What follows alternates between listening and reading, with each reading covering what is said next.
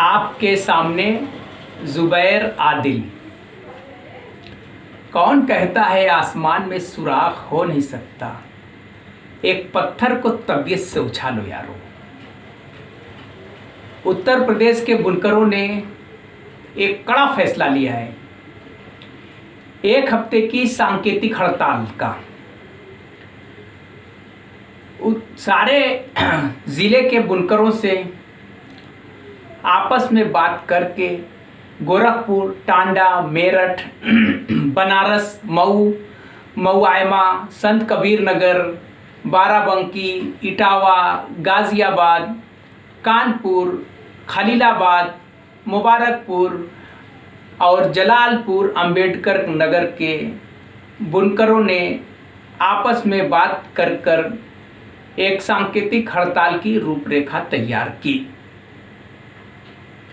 इसका बनारस के लोगों ने स्वागत किया है, इस्तकबाल किया है और इस परेशानी की घड़ी में कंधे से कंधा मिलाकर साथ देने का वादा भी किया है। आपको बता दें, 2006 से फ्लैट रेट पर मिल रही बिजली को सरकार द्वारा सर्वे कराकर इस व्यवस्था को रोक लगाने, समाप्त करने की व्यवस्था की है। पूरा प्रदेश का बुनकर ये चाहता है कि 2006 की व्यवस्था पुनः बहाल की जाए, जिससे बुनकरों की बदहाली को दूर किया जा सके। लॉकडाउन 90 दिनों से कारखानों में लगे हुए हैं बुनकरों के, उसे खोला जा सके। नहीं है हर गृहिणी की पसंद सफेदी के संग सुपर रत्ना डिटर्जेंट पाउडर आपके पूरे परिवार के लिए। दाग हटाओ, सफेदी लाओ, कपड़ों में चमक और खुशबू लाए, हाथों को मुलायम बनाए। टेक्सटाइल सेक्टर उत्तर प्रदेश का बहुत बड़ा है। लगभग 5 लाख लोग सिर्फ बनारस में इससे जुड़े हुए हैं और 80 ज़िले हैं। यहाँ पर लूम मौजूद है, कारखाने मौजूद हैं, मार्केट मौजूद है। इस तरफ सरकार का ध्यान बिल्कुल नहीं जा रहा है।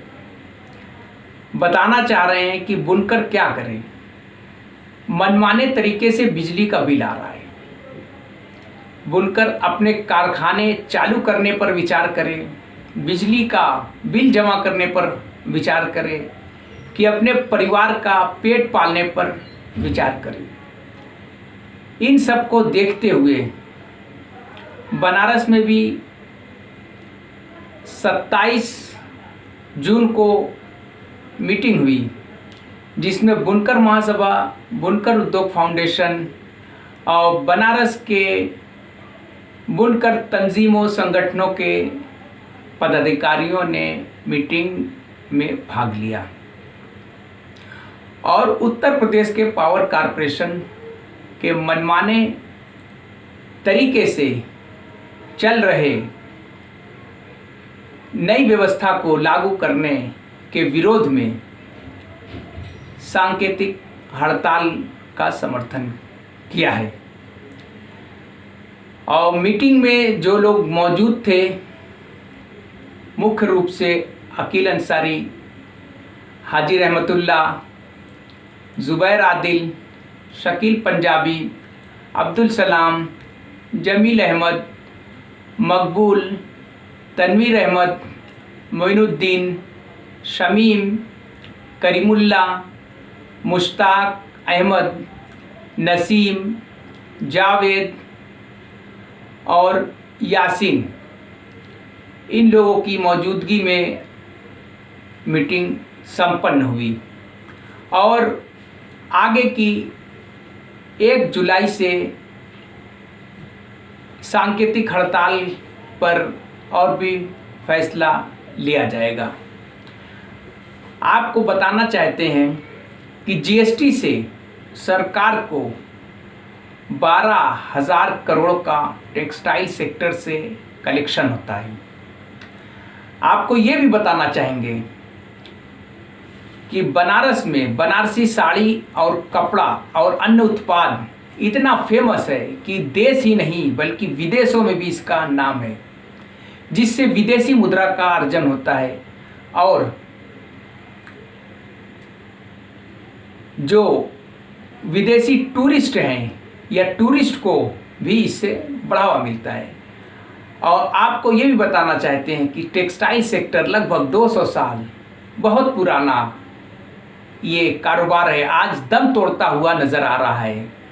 और कबीर दास जी जो इस काम को किया करते थे, उनके शहर बनारस के लोग भी आज परेशान हाल में दिखाई दे रहे हैं। एक चीज़ आपको और बताना चाहेंगे कि ये हड़ताल जो सांकेतिक हड़ताल 1 हफ्ते के लिए हो रही है, इसमें सिर्फ पावर लूम बुनकरों को जोड़ा गया है। पावर लूम बुनकर इस हड़ताल में शामिल होंगे, बाकी अन्य काम चलते रहेंगे। सारे लोगों का भरपूर सहयोग से हम लोग 1 हफ्ते की सांकेतिक हड़ताल में अगर सफल होते हैं, सरकार हमारी मांगें मान लेती है, तो हम अपने कारखानों को चालू करेंगे। अन्यथा इसके लिए नई रूपरेखा तैयार की जाएगी और आगे की रणनीति बनाई जाएगी।